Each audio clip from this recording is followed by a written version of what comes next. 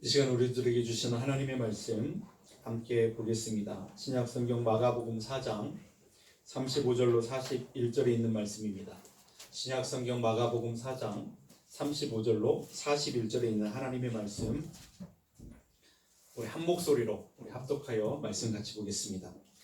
그날 저물 때에 제자들에게 이르시되 우리가 저편으로 건너가자 하시니 그들이 무리를 떠나 예수를 배에 계신 그대로 모시고 가매 다른 배들도 함께 하더니 큰 광풍이 일어나며 물결이 배에 부딪혀 들어와 배에 가득하게 되었더라.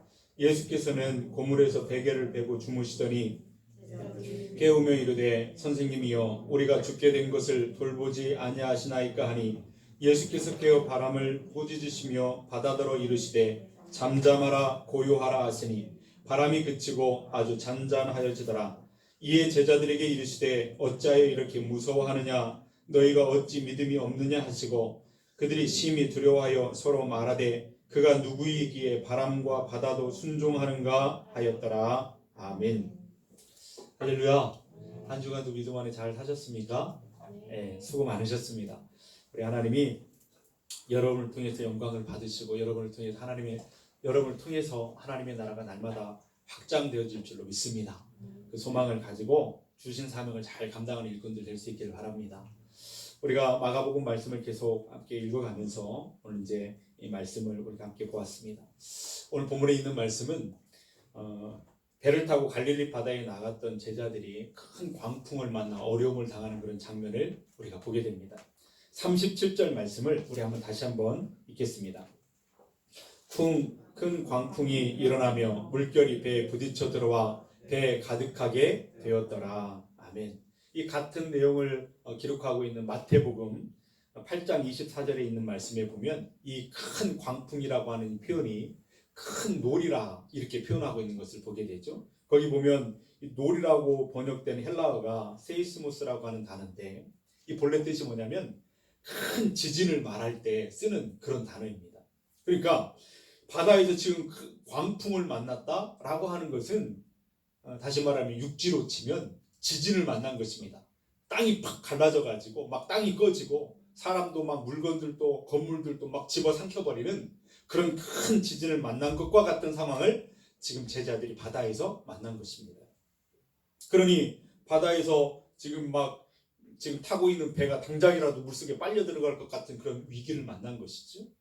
배 안에 물이 막 차오고 있을 때에 제자들이 얼마나 두려워했겠습니까? 그죠? 이러다가 죽는 것은 아닌가 그런 두려움에 사로잡혔을 거예요. 별별 생각들이 다 들었을 것입니다. 본래 갈릴리 바다는 광풍이 자주 일어나는 곳이었다고 하지요. 왜냐하면 갈릴리 바다 동쪽에는 골란고원이라고 하는 1000m 가까이 되는 그 높은 고원지대가 있었다고 합니다. 그리고 그 갈릴리 바다 주변으로 한 200m, 300m 되는 높은 산들이 에워싸고 있어가지고 여러분 그 해수면은 낮고 주변은 높고 그러다 보니까 바람이 불면 부딪혀가지고 막 이렇게 바람이 불게 되면 큰 광풍이 일어나고 바다에 그런 일들이 있었다라고 하는 것을 알게 됩니다. 아마 그때 제자들이 그 어려움 속에서 있을 때 아마 예수님을 원망하는 생각이 들었을지도 모르겠습니다. 왜 하필 예수님은 이 밤에 배를 타고 바다를 건너라고 말씀하시는 것인가? 그들은 원망하는 그런 마음이 생겼을지도 몰라요. 예수님이 저편으로 건너가자, 우리가 저기로 건너가자 이렇게 말씀하실 때 이 저편이라고 하는 그곳은 어디인가 하면 거라사 사람들의 땅을 말하는 것인데 이제 5장에 넘어가게 되면 이 거라사 그 땅에서 있었던 이제 여러 가지 이야기들을 이제 해주고 계시죠.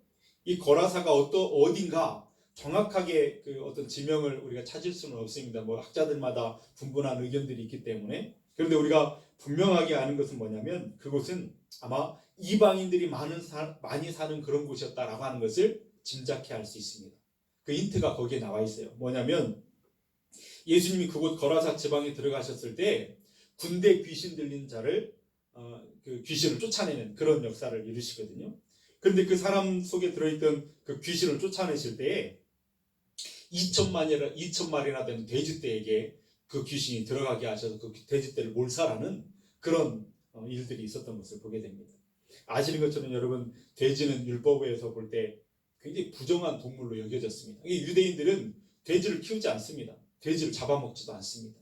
그런데 여기 거라사 지역에 있는 돼지들 2천 마리나 또 사람이 키우고 있다라고 하는 것을 본다면 거기에 지금 이방인들이 많이 살고 있는 곳이었다라고 하는 사실을 충분히 짐작해 볼 수가 있는 것이죠.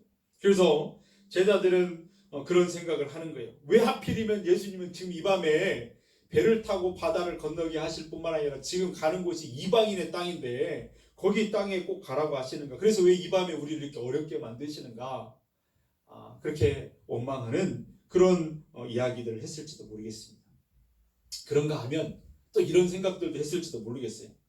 차라리 배를 타고 가지 말고 그냥 배를 안 탔더라면 이런 어려움을 만나지 않았을 텐데 차라리 걸어갔으면 더 좋았을 것을 이런 때늦은 후회를 했을지도 모르겠습니다. 언뜻 우리는 생각해보면 걷는 것보다 배 타고 가는 것이 더 빠르고 더 안전을 빨리 갈 수 있다, 지름길처럼 갈 수 있다라고 생각할지 모르겠지만 사실은 그렇지 않은 경우도 많이 있었던 것 같아요.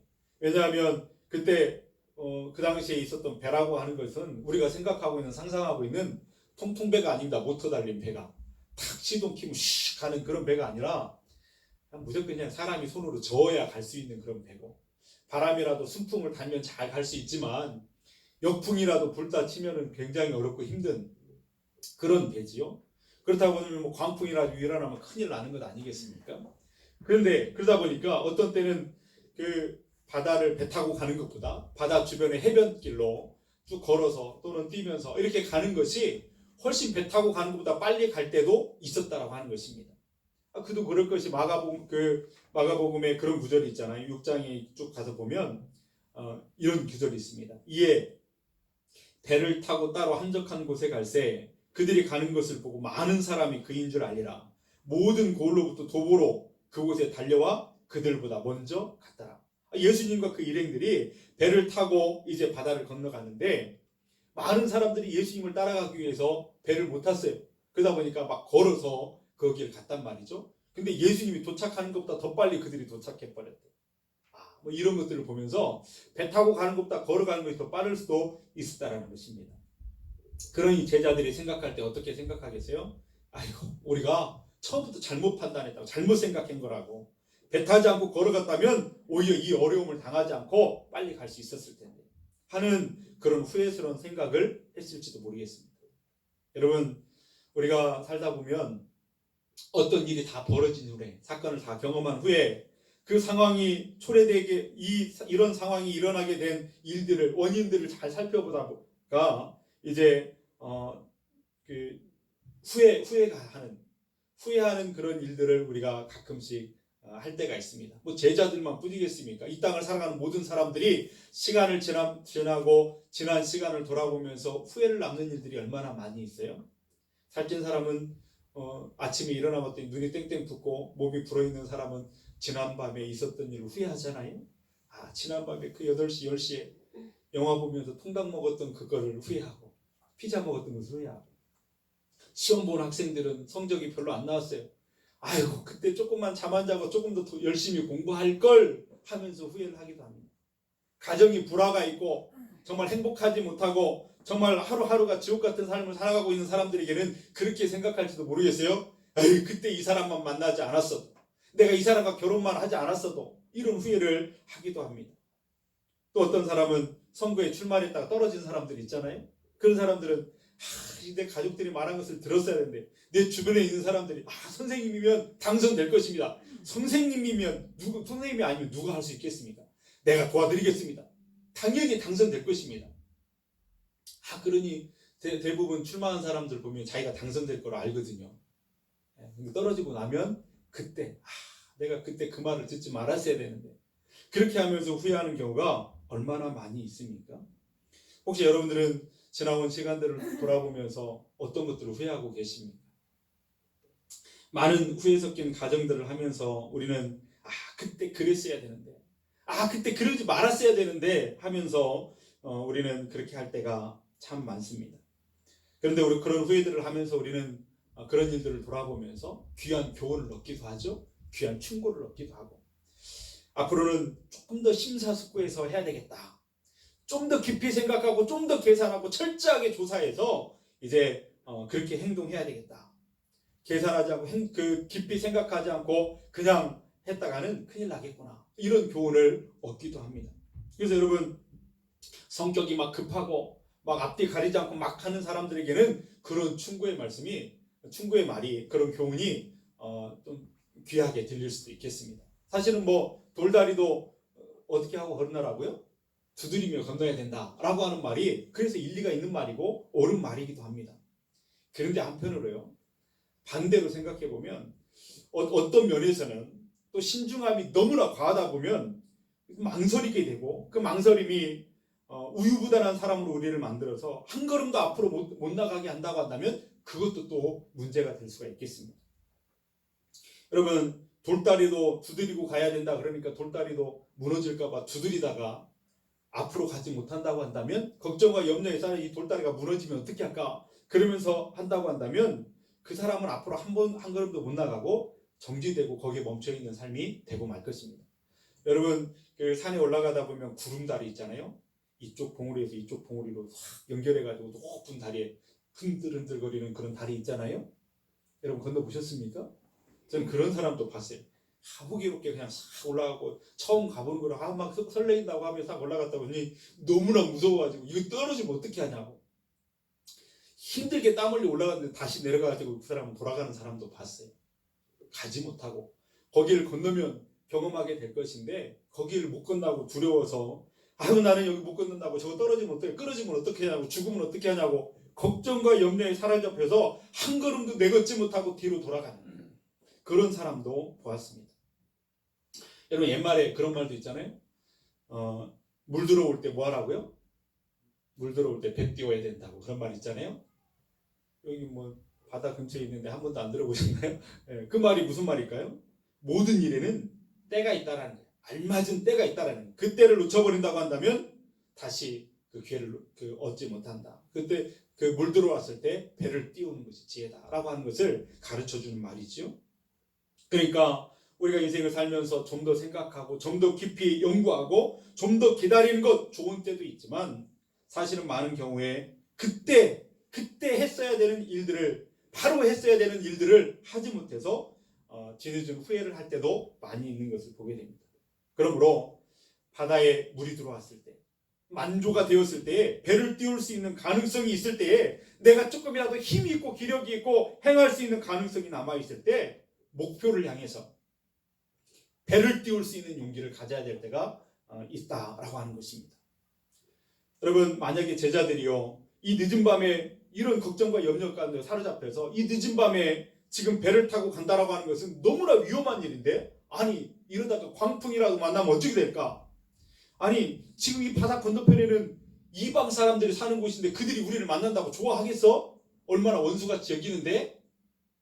그런 걱정들, 아직 일어나지 않았지만 일어날 수도 있는 불안한 가능성들을 생각하면서 그냥 넋놓고 앉아있다 보면 한 걸음도 앞으로 나가지 못하는 것입니다.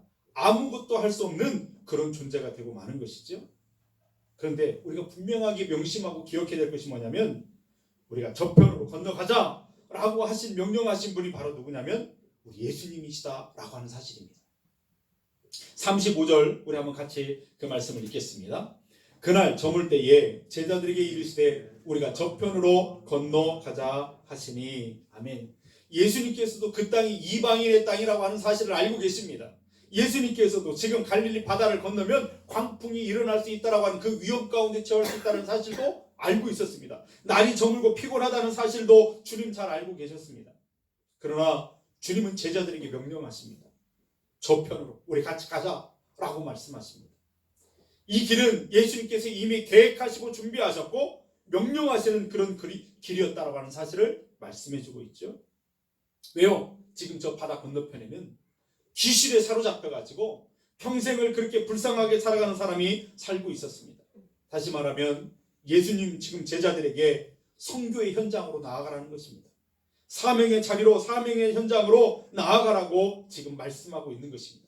지금 어둠에 묶여있는 불쌍한 영혼을 구원하기 위해서 우리 함께 일어나 그 건너편으로 건너가자, 우리 함께 가자, 이렇게 명령하고 계시다 하는 것입니다. 그리고 그 예수님의 명령은 오늘 살아가고 있는 저와 여러분들에게로 동일하게 하시는 명령인 줄로 믿습니다. 그러므로 저편으로 건너가자 하시는 이 예수님의 명령을 오늘 믿음의 마음으로 그렇게 아멘으로 받게 되기를 축복합니다. 그리고 주님과 함께 아직 알지 못하는 많은 상황과 어려움의 문제가 있다 할지라도 믿음으로 발을 내딛는 그런 용기가 있게 되기를 축복합니다. 혹시 일어날지도 모르는 여러 가지 일들만 계산하다가 그런 것들을 걱정과 염려에 사로잡혀서 아무것도 할 수 없는 그런 존재가 된다라고 하는 것은 그것보다 안타까운 일이 없을 것입니다.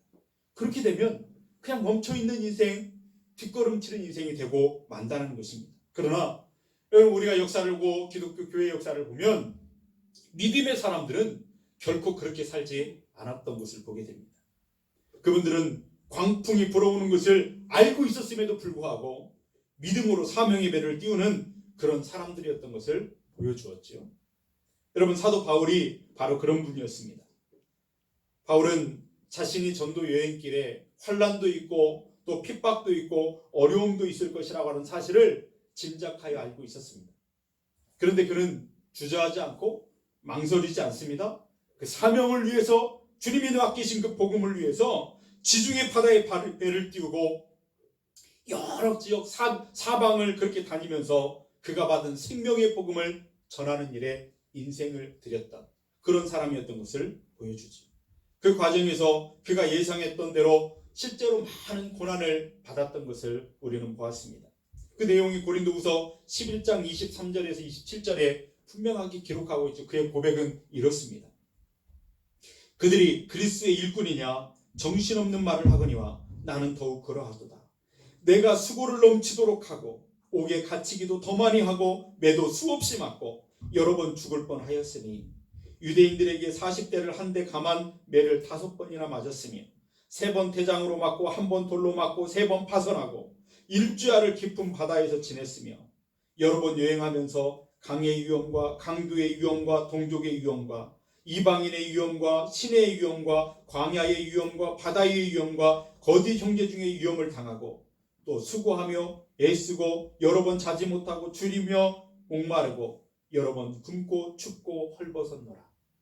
그는 지난날의 전도 여행의 삶을 통해서 그렇게 어떤 어려움들이 있었는지를 고백하고 있습니다. 무엇을 발견합니까?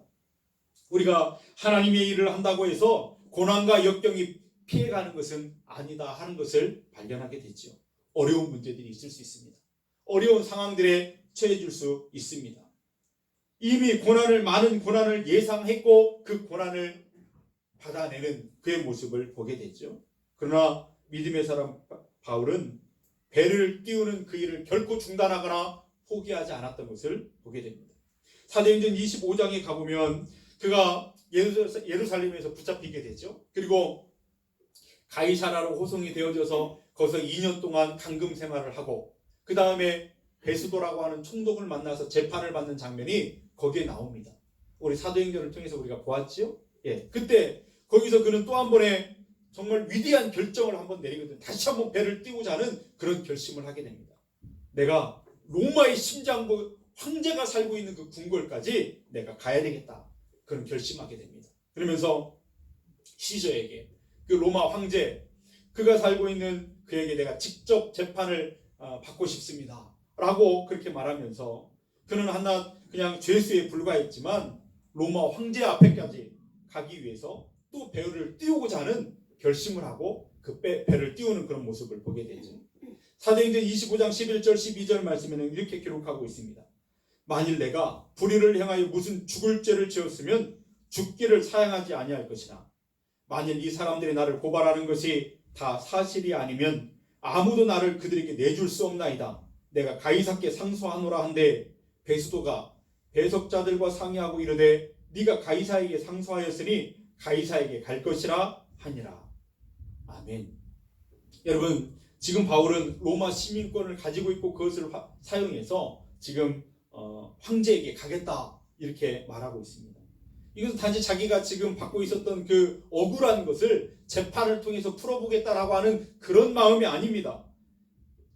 당신들이 볼 때 나는 한낱 연약한 초라한 죄수에 불과하다 할지라도 나는 거대한 제국 그 로마 제국의 심장부인 그 로마 도시까지 가가지고 황제가 살고 있는 그 궁궐에 가서 당신들이 신으로 믿고 있는 그 황제, 아니 말 한마디에 막 제국을 들었다 놨다 하는 그 권력 앞에서 진짜 하나님이 누구신지, 왕 중에 왕이 누구신지를 내가 복음을 통해서 전해주겠다 라고 하는 그 결심이 그 마음에 생긴 것입니다.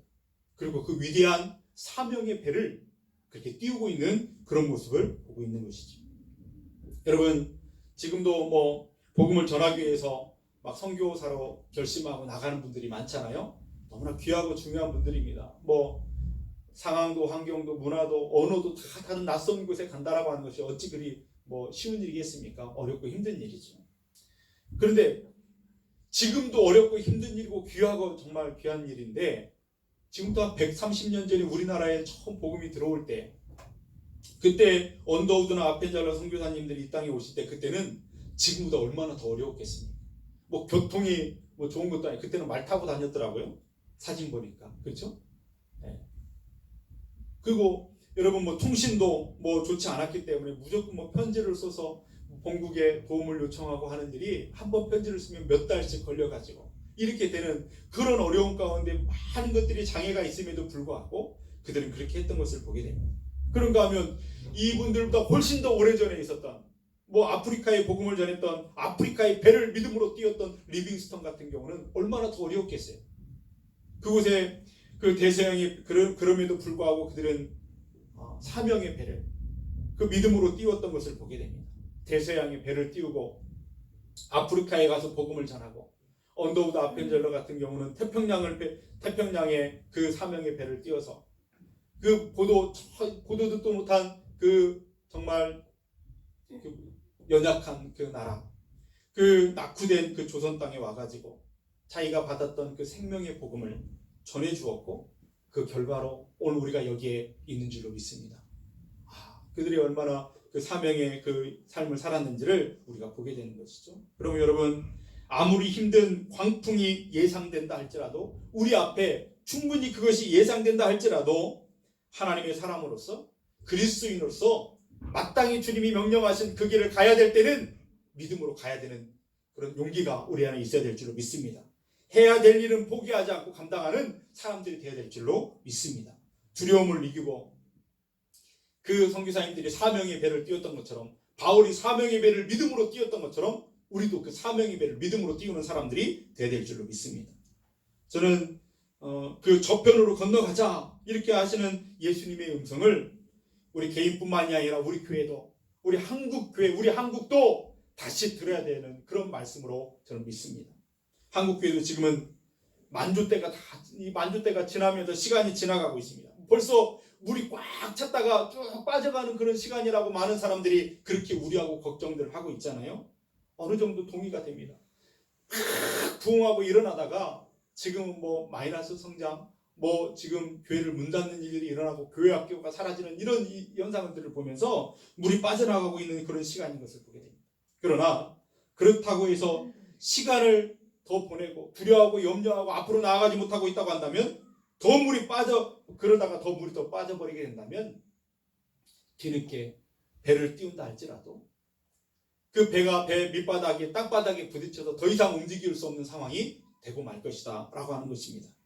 아직 그래도 물이 있을 때, 아직 그래도 기회가 있을 때, 아직도 한국 교회 안에 이만한 영적인 에너지를 갖고 있을 이때에 우리가 거룩한 사명을 위해서, 복음을 위해서 이 땅의 성도들이, 우리 교회가, 우리 성도들이 다시 한번 그 헌신의 배를, 사명의 배를 띄워야 될 때가 지금인 줄로 믿습니다. 그러므로 여러분, 이 땅의 모든 목회자들과 성도들이 깨어나야 될 때가 지금이고, 우리의 부끄러운 모습들을 말씀 앞에서 다시 돌아보면서 회개하고 하나님 앞에 엎드릴 때가 바로 지금이라고 믿습니다. 아니란 태도를 가지고 지금은 여러 가지 상황과 환경이 어렵다고 핑계댈 것이 아니라, 지금이 깨어날 때요 하나님 앞에 엎드릴 때인 것을, 가장 적기인 것을 우리가 기억하고 그 일에 우리가 믿음으로 나아가실 수 있는 사람들이 될 수 있기를 바랍니다. 더 이상 미룰 시간이 없습니다. 더 이상 망설이고 주저할 시간이 없다라고 하는 사실입니다. 힘들지만 우리 허리띠를 다시 한번 동여매고 신발끈을 다시 한번 고쳐매고, 하나님의 나라가 우리의 삶의 자리에, 하나님 나라의 질서가 이 땅 위에 이루어지기 위해서 우리 모두가 다시 일어날 때가 지금인 것을 다시 한번 말씀을 통해서 다시 한번 생각하는 저와 여러분들 될 수 있기를 바랍니다. 이제는 별것도 아닌 것들에 다투고 시기하고 이런 것으로 시간을 보낼 때가 아닙니다. 막 교단과 또 교파가 막 갈라지고 그런 것들로 지금 시간을 보낼 때가 아니라는 거예요. 다 같이 예수 그리스도 안에서 하나가 돼서 이 세상에 주님의 복음을 증거하는 교회의 본질적 사명을 감당하기 위해서 일어나야 될 때가 지금인 것을 주님이 오늘 말씀을 통해서 우리에게 다시 한번 말씀해 주고 계십니다. 물이 더 빠지기 전에 배를 띄워라. 우리 함께 저 건너편으로 가자라고 말씀하시는 하나님의 음성을 크게 듣는 저와 여러분들 될 수 있기를 바랍니다. 여러분, 저는 여러분 개인의 삶에 있어서도 정말 그렇게 결단하실 수 있기를 바랍니다. 그냥 지금 이 모습으로 우리 인생의 마지막 모습이 지금 이 모습으로 되지 않기를 축복합니다.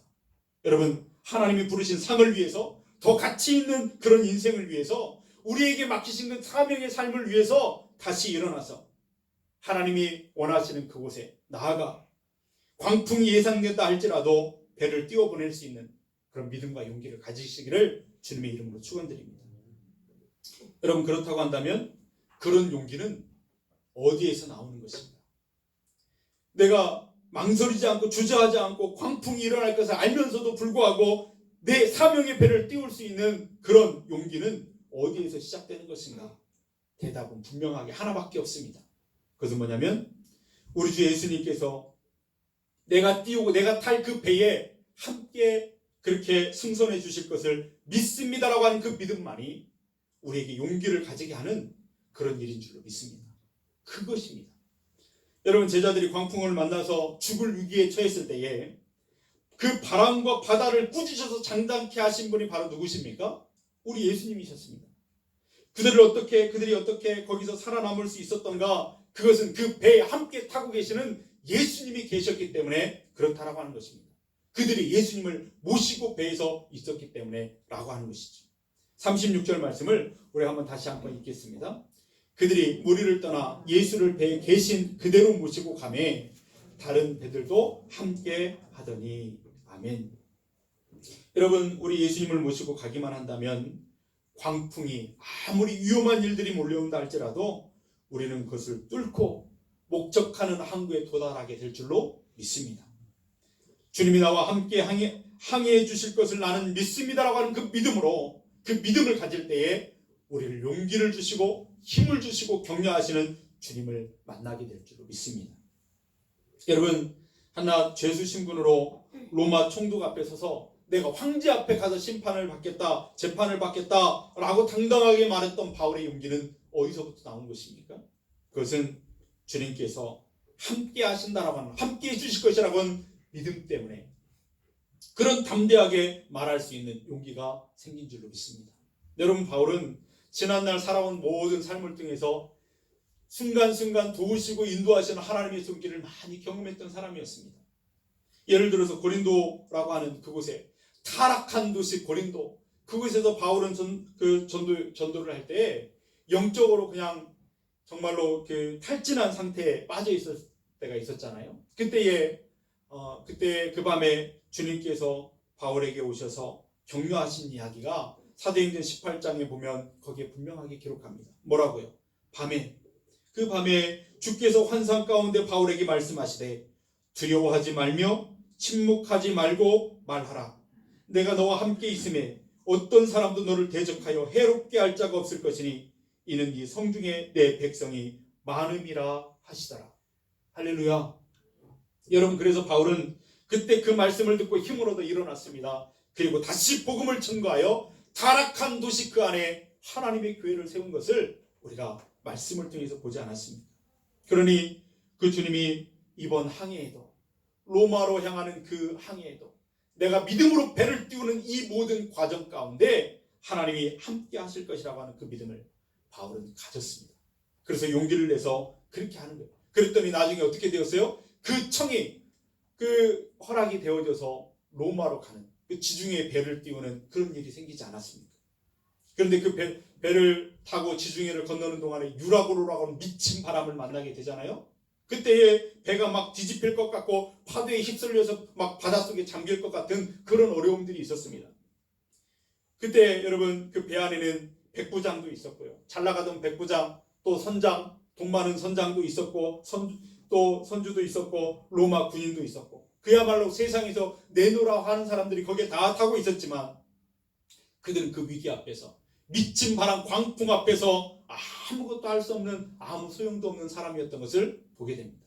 그야말로 살 소망이 완전히 사라져버리고 죽음의 그림자 앞에서 모두가 절망하고 있는 그때에 초라한 제수의 옷을 거쳤지만 사도 바울은 그때 벌떡 일어나 오히려 그들을 두려워하고 있는 그들을 격려하고 위로하는 자로 섰었던 것을 우리는 말씀을 통해서 보게 되죠. 무엇이 바울로 하여금 다 두려워하고 걱정하고 벌벌 떨고 있을 때 일어나게 하셨고 그들을 위로하고 격려하는 자로 세워주셨습니까? 무엇 때문에 그럴 수 있었습니까? 그 배에 그와 함께하고 계셨던 주님 때문에 그런 줄로 믿습니다. 주님이 그 마음을 붙잡고 계셨고 위로하고 계셨고 그 마음에 힘을 주셨고 믿음을 주셨기에 그렇게 된 줄로 믿습니다. 그 말씀이 여러분 사도행전 27장 22절 이하에 기록합니다. 뭐라고요? 내가 너희를 권하노니, 바울이 말합니다. 막 두려워 떨고 있는 사람들에게 위로하고 격려하기를, 내가 너희를 권하노니 이제는 안심하라. 너희 중 아무도 생명에는 아무런 손상이 없겠고 오직 백분이리라. 내가 속한 바 곧 내가 섬기는 하나님의 사자가 어젯밤에 내 곁에 서서 말하되, 바울아 두려워하지 말라. 네가 가이사 앞에 서야 하겠고 또 하나님께서 너와 함께 항해하는 자를 다 내게 주셨다 하셨으니, 그러므로 여러분이여 안심하라. 나는 내게 말씀하신 그대로 되리라고 하나님을 믿노라. 그런즉 우리가 반드시 한 섬에 걸리리라 하더라. 할렐루야. 여러분 그곳에 선장이 있었어요. 뭐 베테랑 선장이 있었고 또 선주도 있었고 로마 장교도 있었습니다. 그럴싸한 옷을 걸쳐 입고 그런 떵떵거리며 살던 그런 사람들이 다 있었지만 아무것도 그 상황에서는 할 수 없었습니다. 그러나 일개 죄수였던 바울은 여러분 일어나서 그들을 위로하는 자로 있었던 것을 우리가 보죠. 비결이 무엇입니까? 그 배에 그와 함께 하셨던 주님 때문이었다라고 하는 것입니다. 여러분 바울의 그 믿음과 주시는 용기를 가지고 그는 일어나서 복음을 전해서 어떻게 되었습니까? 소아시아와 마게도냐와 아가야 지방에 또 로마 제국에 세계 곳곳에 복음을 전가하는 그런 일들이 있었지 않았습니까? 망설이지 않고 주저하지 않고 믿음의 돛을 높이 올린 그 결과가 그렇게 하나님의 역사로 보여준 것을 우리가 보게 되는 것이죠.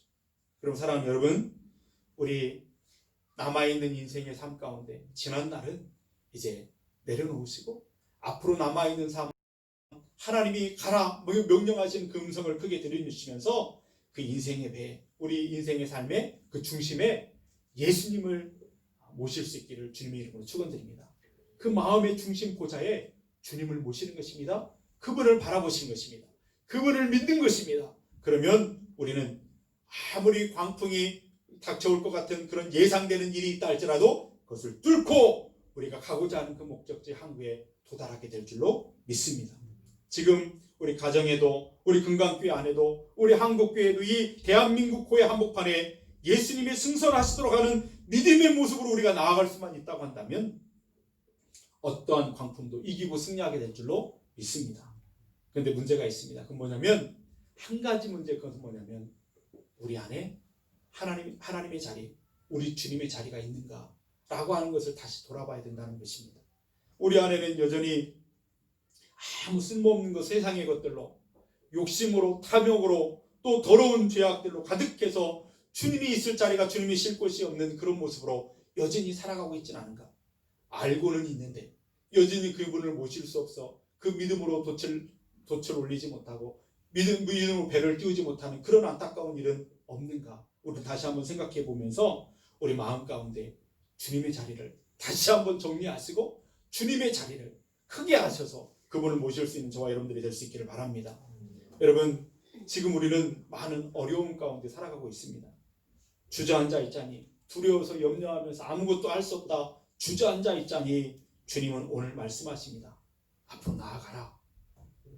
저 건너편으로 건너가자 라고 말씀하시고, 가려고 하니까 광풍이 무섭고 두렵고 또 물이 점점 빠져나가는 그런 시간, 그 시간도 없고 배를 띄울 수 있을 때 띄워야 되는데 걱정과 염려에 사로잡혀 있을 때가 얼마나 많이 있습니까?